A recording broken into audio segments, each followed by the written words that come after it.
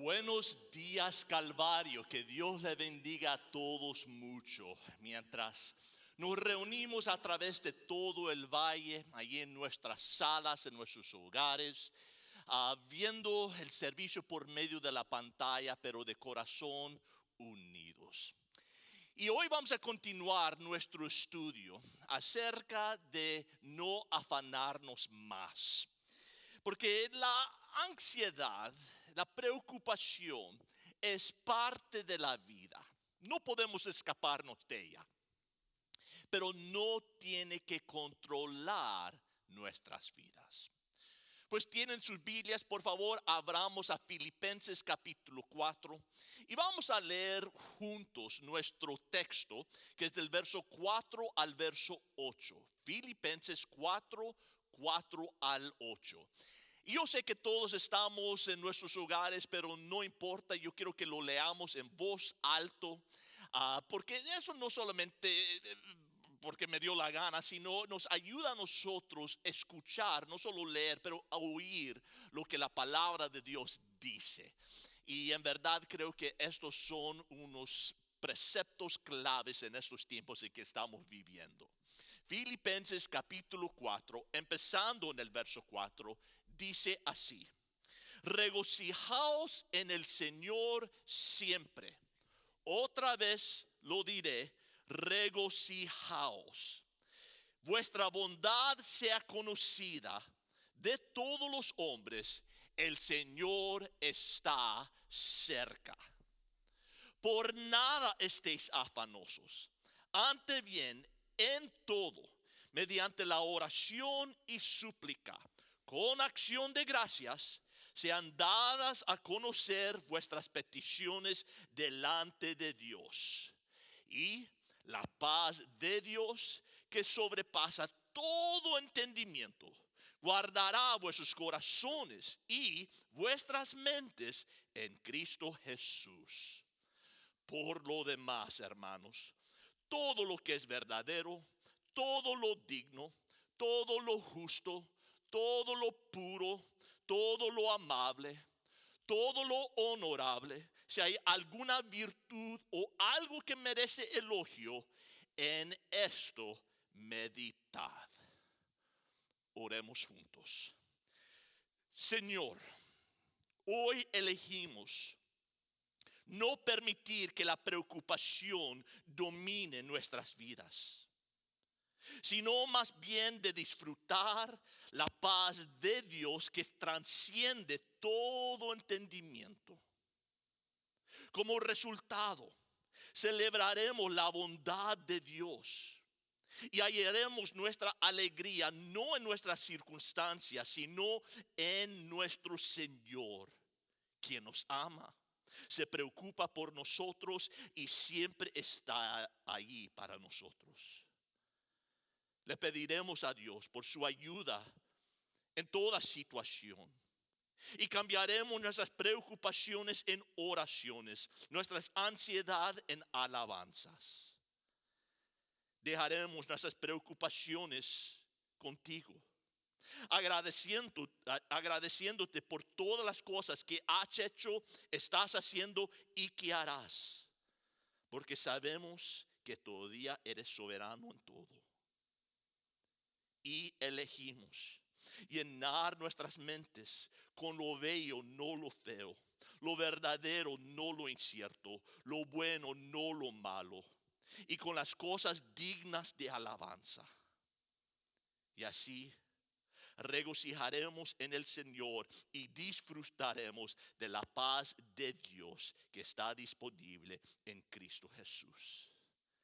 En su nombre oramos y todos dijeron amén. Ahí en el río de Miami, un grupo de solteros intentaban descubrir la mejor manera de proteger su casa flotante de un huracán que venía a la costa. Bueno, no se podía llamarlo en verdad una casa. Ni siquiera estoy seguro que podías llamarlo un bote. Era más una cabaña rústica montada en una balsa con muchos agujeros, pero era su hogar. Y si no hacían algo rápido, su hogar iría al fondo del río.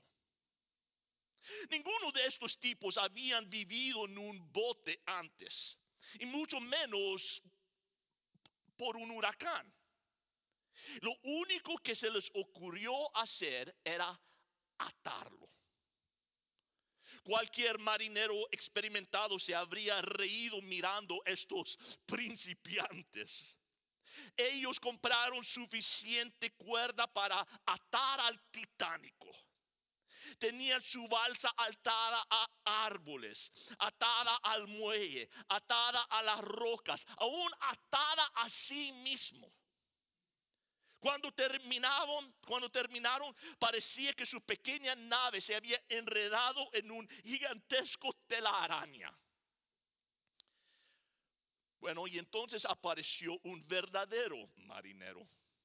Y sintiendo lástima por estos muchachos, les dio un consejo muy sólido. Átala a la tierra y te arrepentirás, dijo. Estos árboles y el muelle serán devorados por el huracán. Su única esperanza es meterse al agua y anclarla profundamente.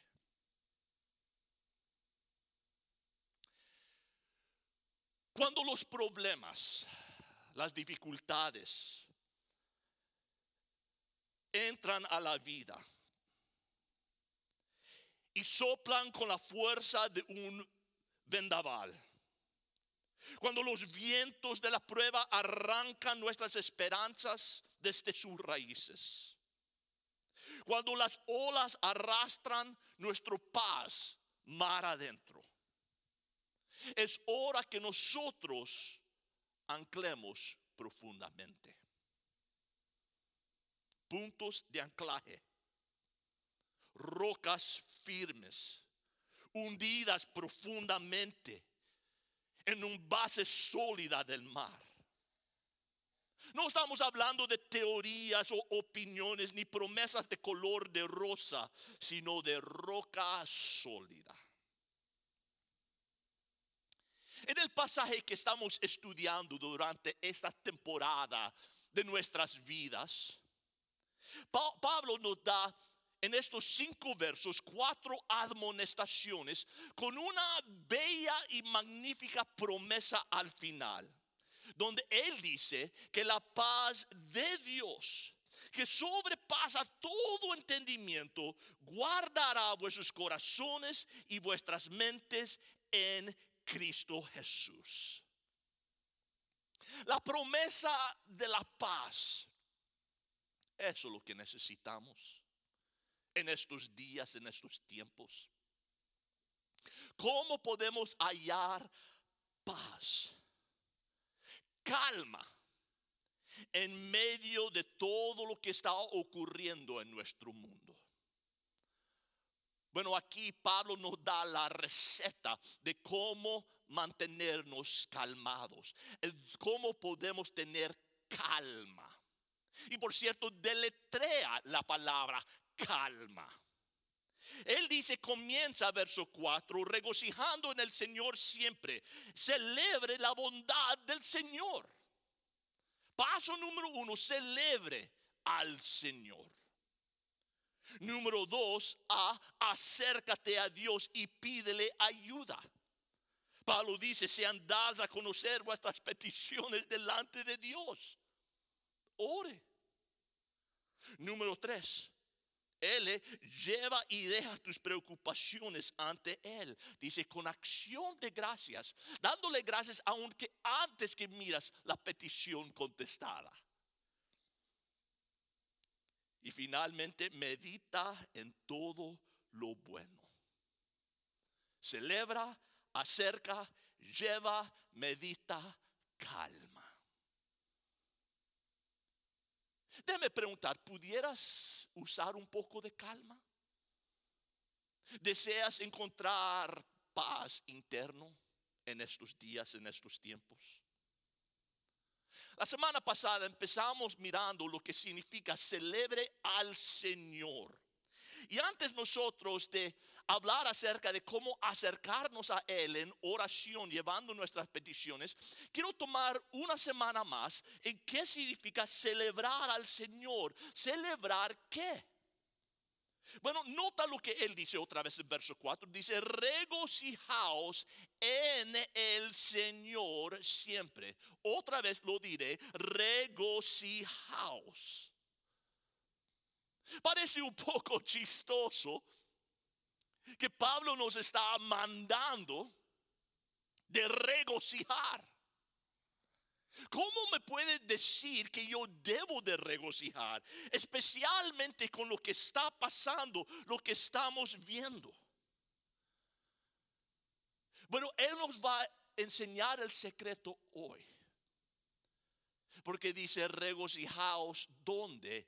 En el Señor. Debemos nosotros hundir profundamente nuestra ancla en el Señor. Pablo sabía de lo que hablaba. Él escribe esta carta desde una celda de prisión en la ciudad de Roma. Tenía como 60 años de edad, 30 él compartiendo el evangelio por todo el mundo conocido. Estaba su espalda acurrucado, quizás por los días y años viajando, quizás por los 39 latigazos que él recibió en 5 diferentes ocasiones. O las 3 veces que él fue golpeado con garrotes. Quizás por la vez que él fue dejado como muerto. Pablo había sido encarcelado, abandonado por sus amigos y compañeros. Él había enfrentado tormentas, hambre, había quedado naufragado. Y si leemos en Gálatas capítulo 4, él dice ahí, y posiblemente estaba en medio ciego, porque dice que no podía ver. Y ahora él está encarcelado en Roma, esperando aparecer ante César Nerón, un hombre que persiguió y odiaba a los cristianos. Y Pablo está esperando ser juzgado por el emperador, que posiblemente terminaría con su ejecución. Y si toda esa presión no era suficiente, mientras él está en la cárcel, él está recibiendo reportes de las iglesias que él había fundado, están peleando. Había infiltrado maestros falsos. Muchos estaban predicando de envidia y orgullo. Las cosas no parecían bien. Y cualquiera de nosotros que estuviéramos en los sandalias de Pablo, probablemente hubiéramos escrito una carta de queja. Si es quejando a Dios o quejando de Dios por todo lo que estamos sufriendo. Que después de 30 años de servicio, así nos va a pagar el Señor. Pero una de las razones que nosotros apreciamos tanto el libro de Filipenses, porque no escribe él una carta de queja, sino una carta con gozo desenfrenado. Él promueve un gozo que puede guiarnos a nosotros a una vida libre de la preocupación. ¿Qué dices? ¿Puedan nuestras vidas ser libres de preocupación? Bueno, no completamente. Porque la preocupación no es necesariamente algo malo. Tiene su lugar, tiene su propósito, nos mantiene seguros, nos mantiene alertos. Pero lo que no está bien es vivir perpetuamente en un estado de preocupación. Como yo les compartí que la ansiedad es parte de la vida, pero no tiene que dominar nuestras vidas. Y podemos nosotros aprender cómo no dejarlo dominar nuestras vidas por la gracia de Dios. Pero antes de lo que leímos en el capítulo 4 acerca de no afanarnos por nada, Pablo, antes que eso, había escrito 3 capítulos explicando la razón de por qué no tenemos que preocuparnos por nada. Pues sería beneficioso para nosotros retroceder un poco y mirar el contexto de lo que Pablo ha estado diciéndole a los filipenses, para que nosotros, como ellos, podemos aprender de cómo no preocuparnos por nada. A medida que lees el libro, descubres que Pablo tenía un punto de anclaje, una creencia profundamente arraigada, una convicción en la que aseguraba su vida. Todos tenemos convicciones, y esas convicciones nos llevan a tomar ciertas decisiones. En otra palabra, nuestra creencia siempre resulta con cierto comportamiento. Pues si mi creencia está bien, mi comportamiento será sano. Pero si mi creencia está errada, está en lo equivocado, eso se manifestará en comportamiento no saludable. Y por eso Pablo, entendiendo eso, él siempre en todas sus cartas pasó la primera mitad de las cartas, si sea Romanos o Efesios o Colosenses, la primera mitad era dedicado a enseñando verdad, doctrina, de lo que debemos creer. Él quería establecer un base de fe. Y entonces daba la aplicación.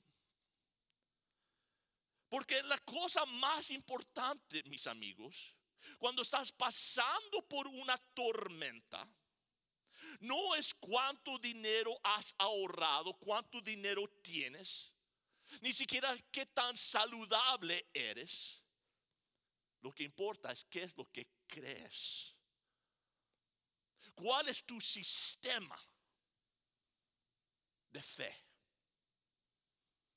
Y cuando miramos al alma de Pablo, encontramos donde él ha bajado su ancla. ¿Dónde están sus convicciones? Para que cuando vinieran las tormentas y las dificultades, él no fuera arrastrado y destruido, pero pudiera decir: regocijaos en el Señor siempre. ¿En qué? ¿Dónde tenía fijado Pablo su ancla?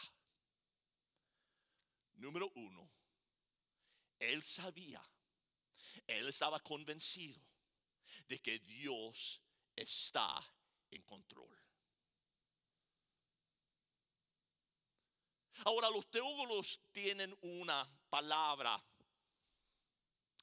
muy, ¿cómo se dice? Elocuente, muy fancy, muy grande para definir lo que eso significa. Es la palabra soberanía. La soberanía. ¿Y qué es lo que ven en esa palabra? Bueno, sobre, ¿ok? Lo que significa soberanía es que Dios está sobre todo, que Él reina, que Él está en control. Y eso es lo que el apóstol tenía. Es que él tenía esa creencia, esa convicción que Dios estaba en control. Y cuando él pone su pluma al pergamino y les escribe esta carta a los filipenses, él les habla acerca de la soberanía de Dios. Acompáñenme atrás al primer capítulo de Filipenses, Filipenses 1, verso 6. Él apenas ha comenzado esta carta, apenas ha saludado a la congregación cuando él dice esto, verso 6, estando convencido. No, ojalá, o creo, no, estando convencido precisamente de esto, que el que comenzó en vosotros la buena obra la perfeccionará hasta el día de Cristo Jesús. No es negociable. Hay otra opción. Nosotros no somos las víctimas de la coincidencia. Somos hijos de Dios. Y Dios está haciendo una obra en nosotros. Y nosotros seremos herederos de su plan perfecto. Aun cuando las cosas van mal y nada está saliendo bien, dice, no te preocupes, Dios es soberano. Mire verso 12 conmigo.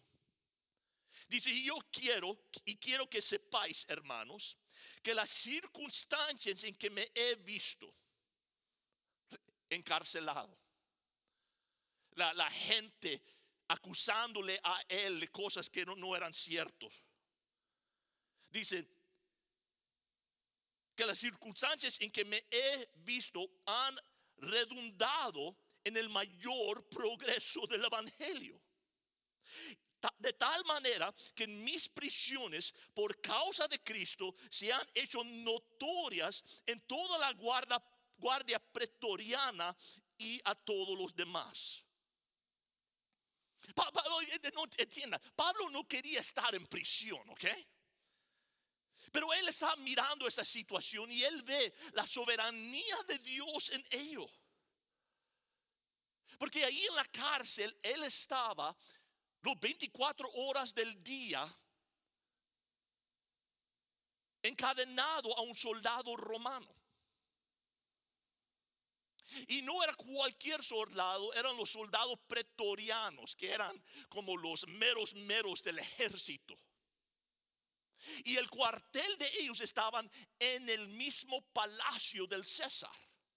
Luego él dirá que el evangelio está entrando en el palacio del César. Él dice, aquí me han traído para juzgarme por haber predicado el evangelio. ¿Y qué está sucediendo? Estoy yo encadenado a un soldado predicando el evangelio. Se están convirtiendo y ellos entrando al mismo palacio del César y compartiendo allá. Y él ve la mano de Dios. Ve cómo algo tan malo se convirtió en una oportunidad tan increíble. Bueno, ¿qué tal de esos que estaban causando problemas dentro de la iglesia? Miren, verso 15. Dice, algunos a la verdad predican a Cristo aún por envidia y rivalidad. Dicen, hay algunos que se han enojado conmigo, dice Pablo, y ellos han salido, han empezado sus propias iglesias y están predicando contra mí y están diciendo cosas de mí que no son ciertas porque me tienen envidia, porque se están enojados conmigo. Pero dice, a mí no me importa porque yo miro la mano soberana de Dios, verso 18. Y entonces, ¿qué? Que de todas maneras, ya sea fingidamente o en verdad, Cristo es proclamado y en esto me regocijo, sí me regocijaré. A mí no me importa si están hablando mal de mí, están predicando a Cristo, fabuloso, el evangelio está saliendo, Dios está en control. Capítulo 2, verso 13. Dice, porque Dios es quien obra en vosotros tanto el querer como el hacer para su beneplácito. Mi punto es esto: si tú sigues el lazo que desciende bajo el agua del barco de la vida de Pablo, encontrarás que su vida está anclado en una roca que tiene escrito en él la soberanía de Dios. En el tratamiento de la ansiedad, la soberanía es esencial. El entender y el creer en la soberanía de Dios es esencial para que nosotros no caigamos y seamos víctimas de la ansia. Y esta es la razón de por qué. La ansiedad en su núcleo es una pérdida de control percibida. Lo que la ansiedad en su esencia es esta percepción de que hemos perdido control.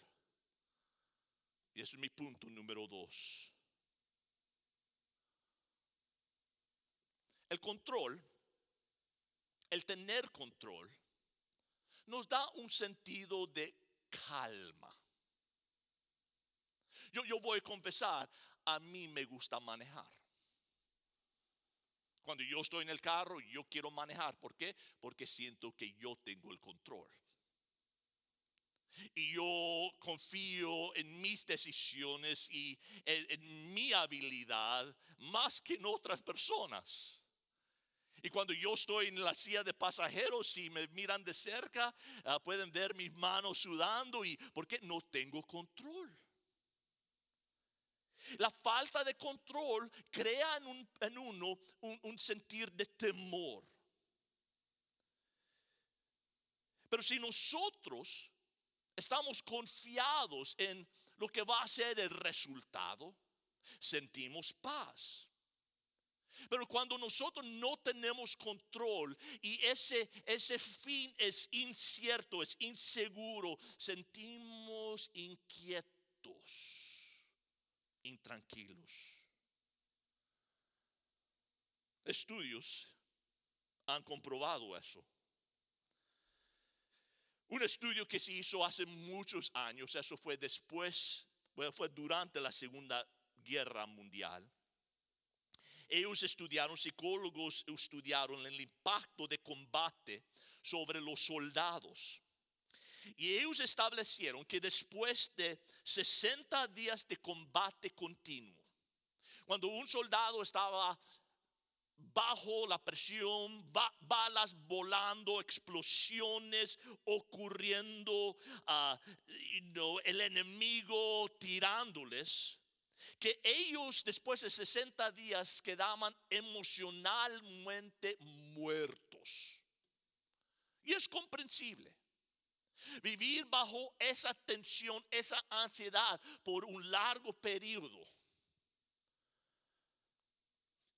pues eso no les vino como sorpresa. Lo que sí les vino como sorpresa es la calma que tenían los pilotos de los aviones de combate.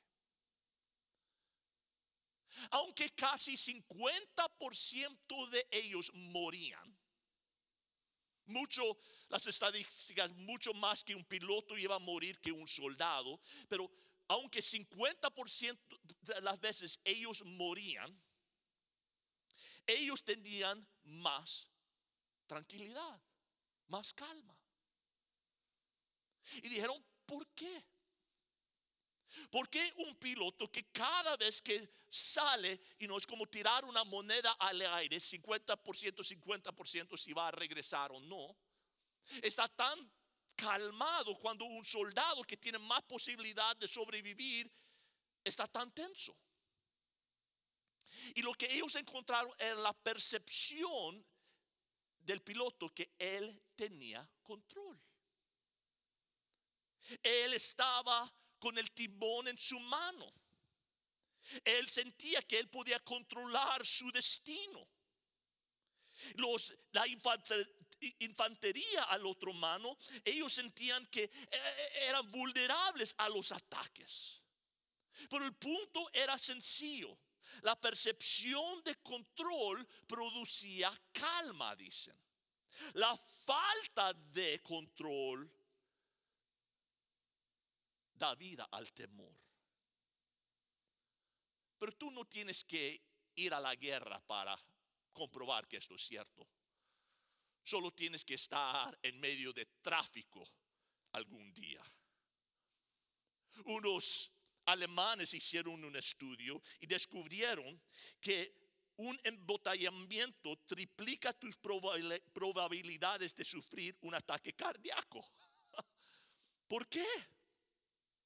Porque aún el mejor conductor que está prestando atención, tiene el timón firmemente agarrado, está siguiendo las leyes, él tiene un temor de que el bobo que está mirando su Instagram mientras maneja va a salir de su carril y venir a pegarle. Hay un sentir de falta de control. Pues el punto es, la ansiedad es un sentido de pérdida de control. Pues si eso es cierto,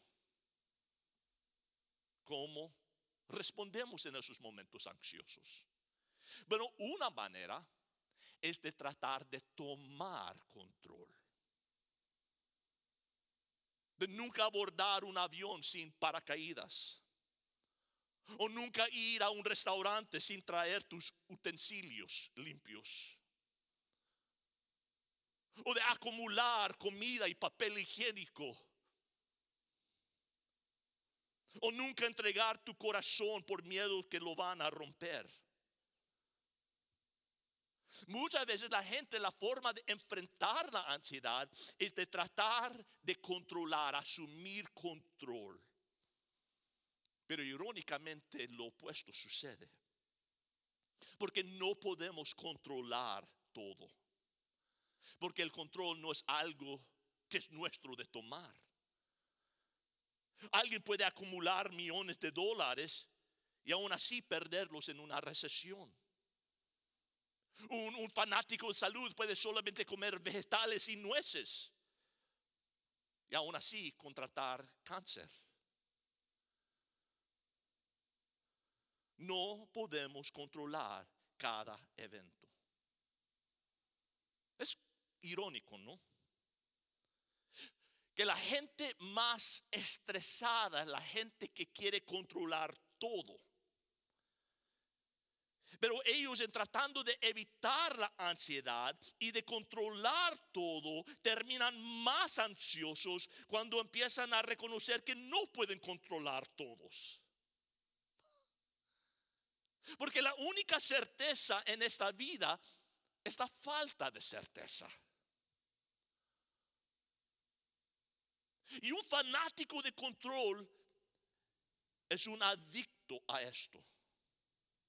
Tratando de crear un sistema seguro donde él puede anticipar todo colapse. Pero cuando viene el colapso,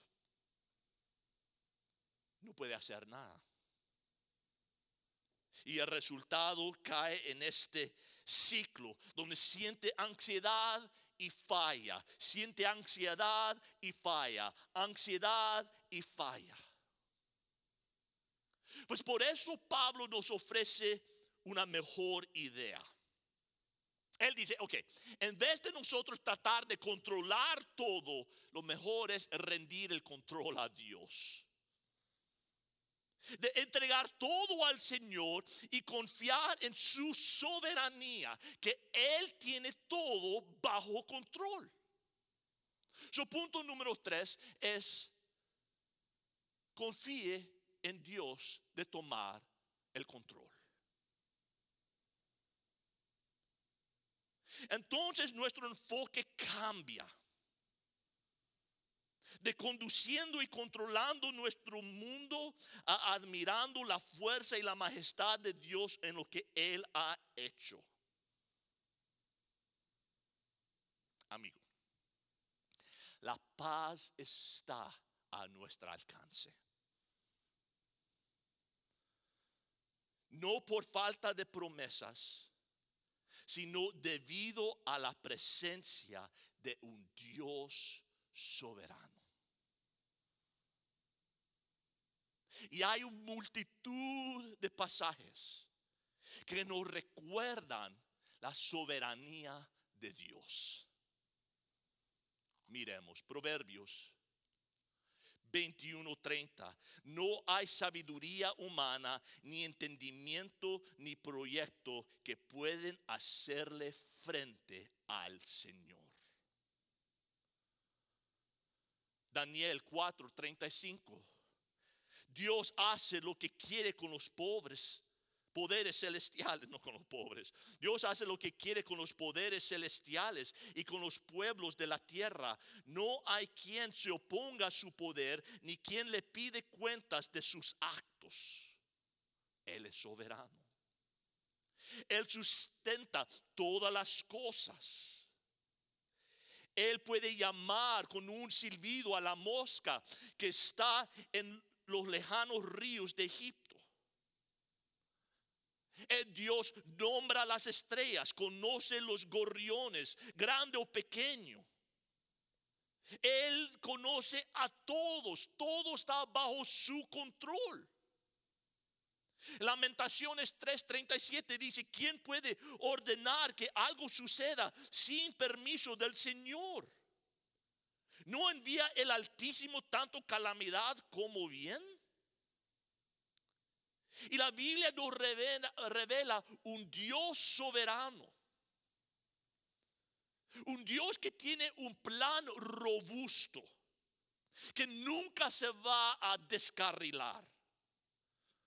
Dios está en su trono y Él se encarga de todo. Y eso es lo que Pablo ha estado enseñando en este libro de Filipenses. Regresen conmigo a capítulo 1 otra vez. Verso 6. Dice, estando ¿qué? Convencido precisamente de esto, que el que comenzó en vosotros la buena obra, la perfeccionará hasta el día de Cristo Jesús. Verso 19. Porque sé que esto resultará en mi liberación. ¿Escuchan duda? No, nada. Verso 21. El vivir es Cristo y el morir es ganancia. Capítulo 2, verso 13. Dice, pues Dios trabaja en ustedes y les da el deseo y el poder para que hagan lo que a Él le agrada. El leer las palabras de Pablo es leer las palabras de un hombre que en su corazón cree en la gran soberanía de Dios, que él estaba protegido por el poder de Dios, preservado por el amor de Dios, y que vivía bajo la sombra de las alas de Dios. ¿Qué tal tú?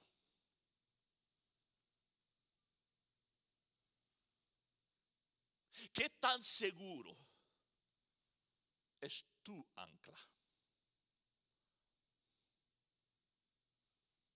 ¿Qué es lo que mantiene tu balsa, tu vida firme en medio de las tormentas de la vida? ¿Estás confiando en la soberanía de Dios?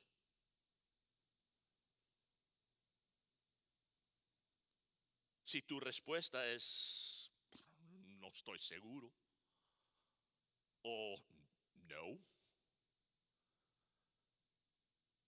pues con todo amor digo esto. Creo que hemos encontrado el raíz de tus ansias.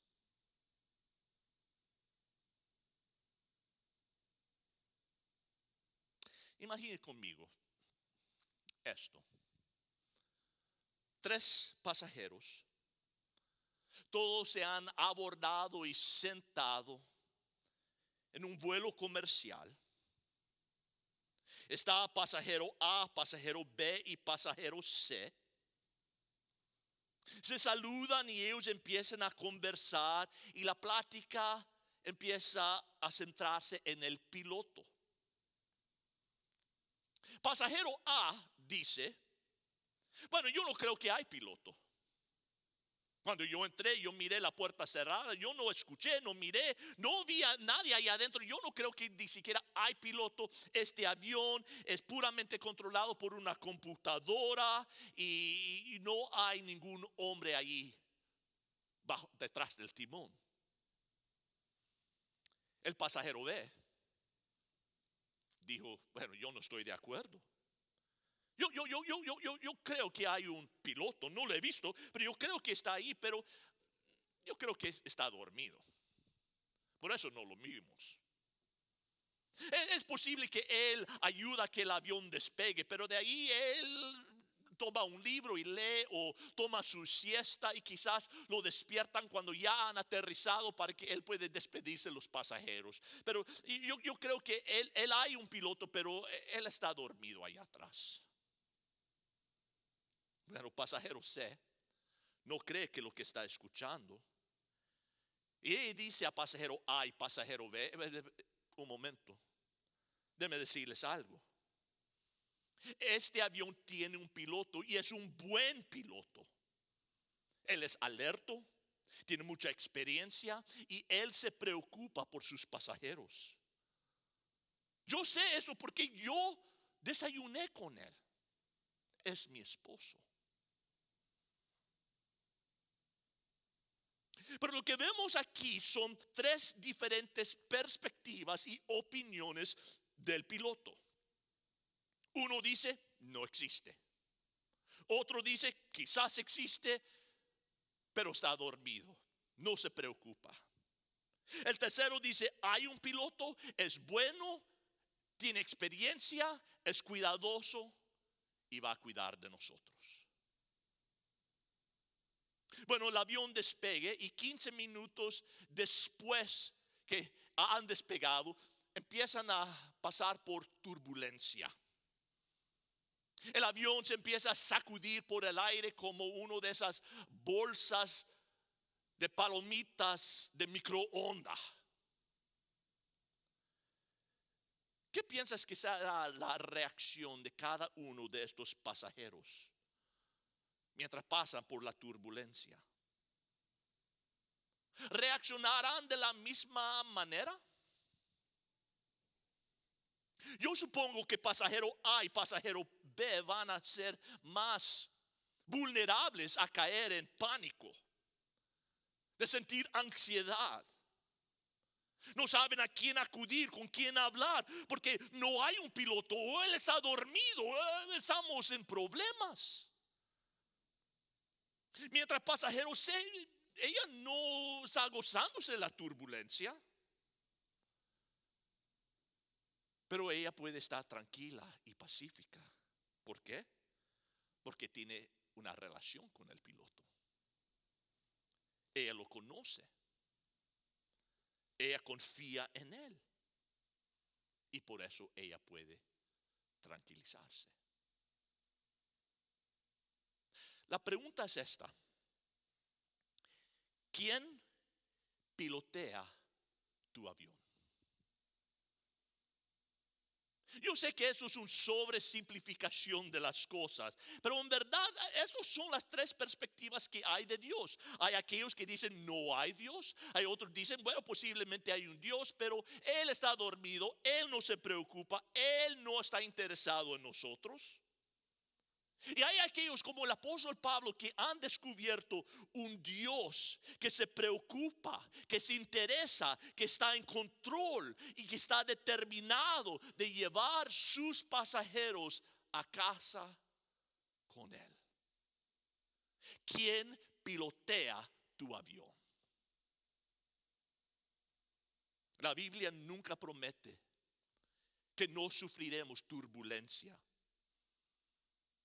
Si no, dice lo opuesto. Jesús dice, en este mundo tendrán muchas pruebas. Pero la Biblia siempre promete la presencia de un Dios amoroso que se preocupa de nosotros, que dice que nos traerá a casa seguros. Y ahí es donde la cura de la ansiedad comienza, con tu comprensión, con tu sistema de creencia de quién es Dios. La pregunta más importante que tú y yo podemos contestar es: ¿quién es Dios? Y si tu respuesta es que Él no existe, o nos está observando a una distancia, pero en verdad no se interesa, no se preocupa por nosotros, tú vas a sufrir altos niveles de ansiedad. Pero lo más que tú entiendes que Dios es un Dios soberano, podrás disfrutar paz. Pero lo menos que comprendes la soberanía de Dios, lo más probable es que serás una persona ansiosa.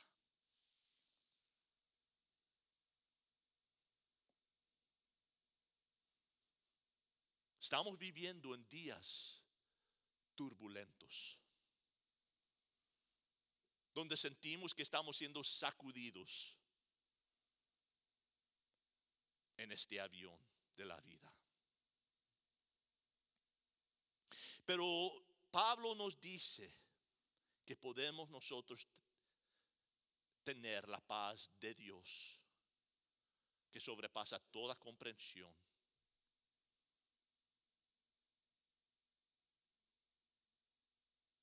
Pero para poder nosotros disfrutar la paz de Dios, primeramente tenemos que estar en paz con Dios.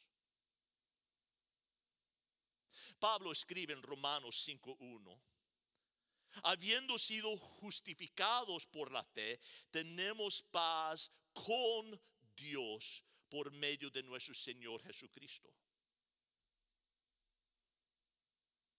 La Biblia dice que hay unas cosas no resueltas entre nosotros y Dios. ¿Has alguna vez cometido una falta, un pecado contra alguna persona o contra Dios? Ese pecado nos pone en oposición de Dios. Porque Dios es un Dios completamente, totalmente santo, perfecto, sin error y sin pecado. Es un Dios justo que requiere que lo malo sea disciplinado. Y el momento que nosotros cometemos una falta, ni siquiera una, nos pone en oposición a Él y en conflicto con Él.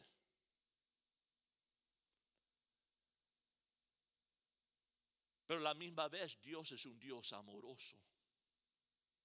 Y lo que desea más es tener una relación con nosotros. Pues ¿qué puede hacer? Si tenemos pecados que le ofenden y su justicia requiere que Él lo castigue, pero Él también nos ama y quiere estar con nosotros, ¿qué puede hacer? Pues envió a su Hijo Jesucristo a este mundo, que vivió una vida perfecta. Y entonces Él fue a la cruz a morir la muerte de un pecador, aunque Él no había pecado. ¿Por qué? Porque mientras Él estaba en esa cruz, todos los pecados de toda la humanidad, todo lo que yo he hecho, lo que tú has hecho, fueron puestas en Él.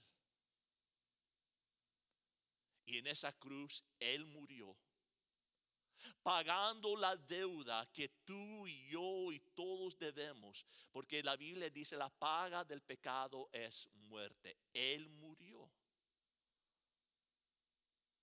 para pagar mi deuda. Para que ahora, si yo recibo su perdón, yo puedo entrar en una relación con Él. Cristo vino y Él trajo paz con Dios, muriendo y satisfaciendo lo que un Dios justo requería por el pecado, muerte. Y Él murió para que Él y nosotros pudiéramos estar en paz. Y puedo tener paz con Dios. Y una vez que yo tengo paz con Dios, ahora puedo ser recipiente de la paz de Dios, que sobrepasa toda comprensión. Y si tú deseas esa paz de Dios, lo primero es de recibir y entrar en paz con Dios. Y haces eso solamente por viniendo a Dios, admitiendo tus pecados, creyendo lo que Jesús hizo en la cruz por ti, confiando que lo que Jesús hizo es lo suficiente para perdonarte y recibir ese perdón. Y entonces el Señor dice que nos perdonará, nos lavará, nos adoptará como sus hijos. Y entraremos en una relación con Él. Estaremos en paz con Él. Y eso es el primer paso que tienes que tomar. Si deseas hacer eso, lo puedes hacer ahorita. Ahí donde estás en tu casa. No es cuestión de estar en una iglesia, en un catedral o pasar por alguna ceremonia. Solamente ahí mismo cerrar tus ojos, inclinar tu cabeza y decir: Señor, perdóname de mis pecados, sé mi Salvador. Si quieres, ore esta oración conmigo. Diga: Señor Dios, yo admito que soy un pecador y que yo merezco ser castigado por las cosas que yo he hecho. Pero entiendo que Jesús tomó el castigo por mí.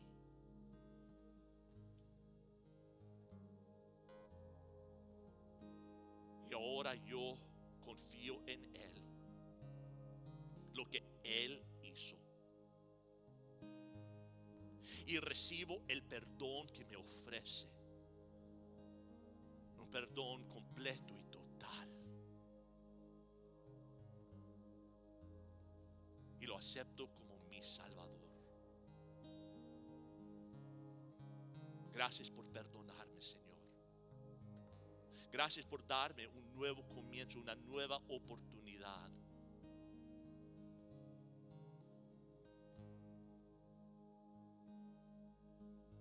Y pido, Señor, ahora que puedo crecer en esta relación contigo, conociéndote, acercándome más y más a ti. Gracias, Señor. Amén. Si usted confió en Cristo, la Biblia dice que has nacido de nuevo. El Señor te ha perdonado de todos los pecados que has cometido y te ha dado un nuevo comienzo. No solamente eso, pero Él ha puesto su Espíritu Santo ahora dentro de tu corazón para ser un apoyo, una ayuda, para ayudarte a vivir ahora una nueva vida para Él.